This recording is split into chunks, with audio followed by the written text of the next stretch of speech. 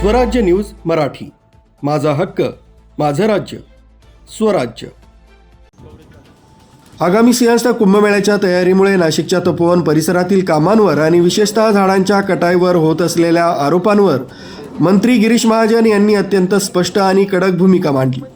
कुंभमेळ्यासाठी आवश्यक तेवढ्याच तात्पुरत्या राहुट्याची उभारणी केली जाईल, तसंच वृक्षतोडीबाबत जो अपप्रचार सुरू आहे तो सहन केला जाणार नाही असा इशाराही त्यांनी दिलाय।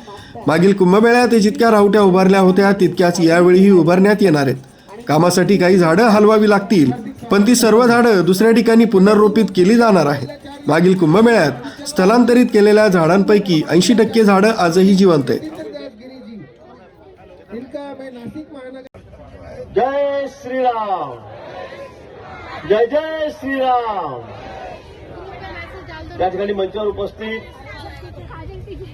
आदरणीय पूजनीय आमचे हरिगिरीजी महाराज, त्र्यंबकेश्वर, नाशिकहून आलेले सर्व साधू संत महंत, सर्व आदरणीय पूजनीय या ठिकाणी उपस्थित आपले आमदार राहुलजी, आमच्या दिव्यादिताई, सर्व अधिकारी उपस्थित, सर्व निसर्गप्रेमी वृक्षप्रेमी बंधू भगिनींनो आणि पत्रकार मित्र, आज मला वाटतं आपल्यासाठी अतिशय महत्वाचा दिवस आणि आनंदाचाही दिवस आहे।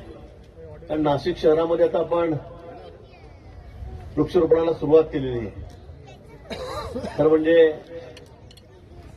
गेल्या काही दिवसापासून वर्तमानपत्र असतील, दूरदर्शन असतील, सगळ्या चॅनलवर, नुसतं राज्यातल्याच नाही तर देशामधल्या टीव्ही चॅनलवर एक चर्चेचा विषय या ठिकाणी आपला वृक्षांतर झालेला होता। महाराजांनी त्या बाबतीमध्ये वाच्यताही या ठिकाणी केलेली आहे आणि आज तर आपण तिथे मोबाईल ॲपच्या या ठिकाणी उद्घाटन केलेलं आहे। याच्या माध्यमातून सुद्धा आपल्याला आता कुठे झाडं लावायची आहेत काय आपल्याला सांगता येईल। तिथे आमची महापालिका आहेत, आमचे कमिशनर आहेत, आमचे सगळे अधिकारी आहेत, ते आपल्याला झाडं देतील, लावूनही देतील। पण एक विशेष सांगतो, आपण संकल्प केलेला आहे। मधल्या काळामध्ये सांगितलं की 1700 झाडं काढणार आहेत, तेवढे आपण काढणारच नव्हतो।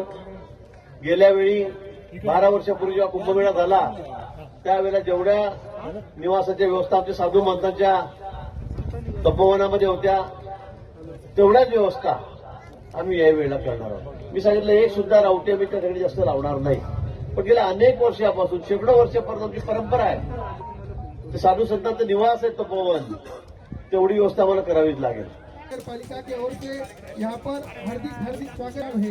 इस प्रोग्राम में मंत्री महाजन यांच्या स्पष्टीकरणामुळे कुंभमेळ्याची तयारी आणि पर्यावरण संवर्धन या दोन्ही गोष्टींमध्ये समन्वय साधण्याचा सरकारचा प्रयत्न असल्याचंही दिसून येत आहे। न्यूज ब्युरो, स्वराज्य न्यूज मराठी, नाशिक।